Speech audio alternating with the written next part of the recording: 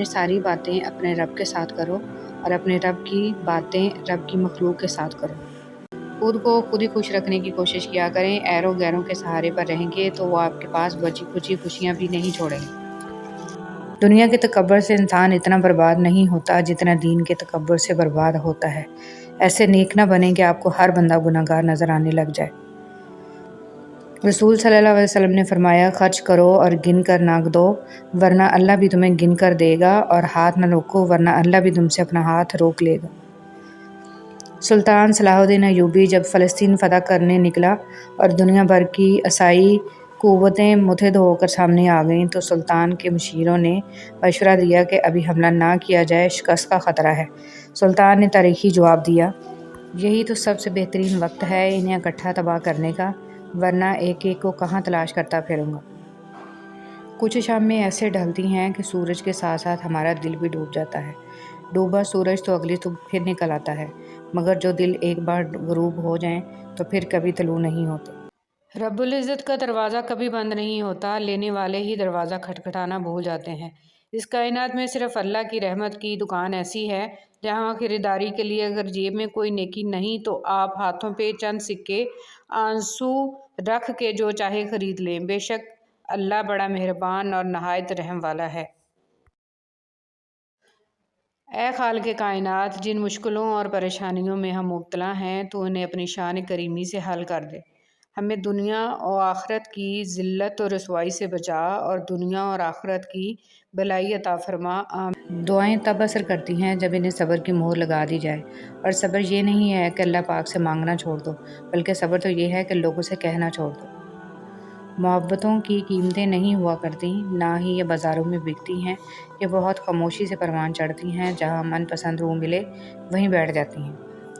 اچھی زندگی گزارنے کا ایک کلیہ یہ بھی ہے کہ جتنی مرضی بڑے عہدے پر پہنچ جاؤ، کسی کو محسوس نہ ہونے پائے کہ تم بڑے ہو۔ خود کو سادہ اور عام رکھو، پرسکون رہو گے۔ یاد رکھنا تمہارا اصل سٹیٹس یہی ہے، کوئی تمہارے سامنے بیٹھ کر خود کو حقیر نہ سمجھے۔ خوشی کوئی فہرست نہیں ہے جسے پورا کر کے آپ خوش ہو جائیں گے۔ ایک اچھی نوکری، چمکتی گاڑی، یہاں تک کہ کسی کی محبت، ان سب کو پا کر بھی آپ کو خوشی کا راستہ نہیں ملے گا۔ اگر آپ اندر سے مطمئن محسوس نہیں کرتے، خود کو نہیں پہچانتے اور خود سے محبت نہیں کرتے، اگر آپ اندر سے مطمئن ہیں تو آپ بغیر وجہ کے بھی خوش رہنا جان جاتے ہیں۔ عقل کی کروڑوں دلیلیں اللہ سے ایک گناہ بھی معاف نہیں کرا سکتی، لیکن ندامت کا ایک آنسو زندگی بھر کے گناہ معاف کرا سکتا ہے۔ لوٹ آؤ اپنے رب کی طرف اس سے پہلے کہ لوٹا دیے جاؤ۔ کوئی ناراض ہو تو کتنی منتیں کرنی پڑتی ہیں اسے منانے کے لیے، اور ایک اللہ پاک کی ذات ہے جو ایک آنسو سے عمر بھر کے گناہ معاف کر کے مان جاتا ہے۔ یقین کی ایک ڈور ٹوٹتی ہے تو وہ تمہیں دوسری ڈور سے فوراً جوڑ دیتا ہے۔ تم تھک کر رکتے ہو تو وہ چلنے کی ایک نئی وجہ دے دیتا ہے۔ وہ ہمیشہ تمہارے ساتھ رہتا ہے، آزمائش کے ساتھ بھی اور آزمائش کے بعد بھی۔ ابھی مشکلوں کو دیکھ کر لگے گا کہ دعا نہ جانے کہاں اٹک گئی ہے، دعا پوری نہیں ہو رہی۔ یعقوب کی دعا بھی سالوں بعد پوری ہوئی تھی، مگر ہوئی ضرور تھی۔ ایسا نہیں تھا کہ اللہ نے ان کی دعا نہ سنی ہو یا سنی انسنی کر دی ہو، اللہ نے سب سنا تھا، مگر جواب دینے کے لیے یعقوب علیہ السلام کا صبر دیکھا تھا۔ تمہاری دعا ابھی ناممکن لگے گی، مگر بعد میں معجزوں کو دیکھ کر لگے گا وہ تو کہنے سے پہلے ہی سن لی گئی تھی انشاءاللہ۔ خوشی کا رشتہ دنیا کا واحد رشتہ ہے جسے اللہ تعالیٰ نے اپنی نشانیوں میں سے ایک نشانی کہا ہے۔ ہر کسی رشتے کو اللہ نے اپنی نشانی نہیں کہا، کیونکہ یہی رشتہ معاشرے کی بنیاد ہے۔ اللہ پاک تمام میاں بیوی میں حقیقی محبت پیدا فرمائے اور شیاطین کے شر سے محفوظ رکھے، آمین۔ منتیں، مرادیں، خوشی، حاصل، لا حاصل، ملنا، بچھڑنا، سب کیفیات ایک وقت کے بعد بے معنی ہو جاتی ہیں۔ ایسا ہی ہے، اب کسی بھی بات، کسی بھی چیز سے فرق نہیں پڑتا۔ آج کل لوگ سمجھتے کم ہیں، سمجھاتے زیادہ ہیں، اسی لیے معاملے سلجھتے کم اور الجھتے زیادہ ہیں۔ جب تمہاری شادی ہوگی تمہیں شیطان ایک سبق پڑھائے گا، چلو بیوی کی اصلاح کرتے ہیں۔ یاد رکھو، بیوی کی اصلاح نہیں کی جاتی، اسے عشق کیا جاتا ہے، اور عشق سے ہر قسم کی اصلاح ہو جاتی ہے۔ تم فتووں سے گھر چلاؤ گے تو اپنے گھر برباد کرو گے، محبت سے چلا کر دیکھو، ہمیشہ آباد رہے گا۔ یا اللہ پاک، مجھے ان لوگوں کے شر سے بچا جو بظاہر تو میرے ہمدرد ہیں لیکن پوشیدہ طور پر مجھے نقصان اور تکلیف پہنچانے کے در پہ ہیں، آمین۔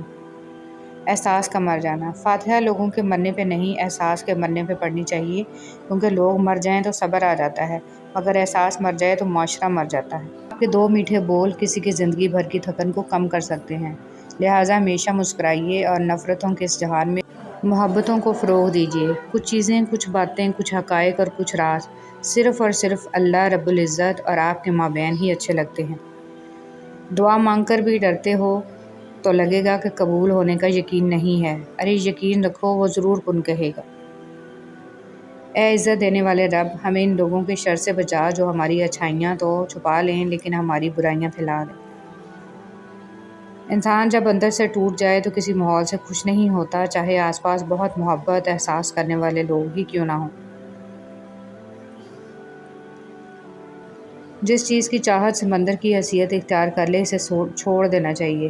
کشتی ڈوبنے سے یا پاش پاش ہونے سے بچ بھی گئی تو بے سمت ہونے کوشش کیا کیجیے کہ کسی کو ایسی تکلیف نہ دیں جس میں وہ بظاہر زندہ ہو مگر حقیقت میں وہ اندر سے بری طرح ٹوٹ چکا ہو۔ بے شک حقوق العباد کا معاملہ بہت سخت ہوتا ہے اور دل آزاریاں کرنا یعنی کسی کا دل دکھانا تو کبیرہ گناہ ہے۔ خدا را غور فرمائیں کہ کہیں ہماری وجہ سے کسی کو کسی قسم کی تکلیف تو نہیں ہوتی۔ دنیا مکافات عمل ہے، آج ہم جو کسی کے ساتھ کر رہے ہیں وہ کل کو ہمارے ساتھ بھی ضرور ہوگا۔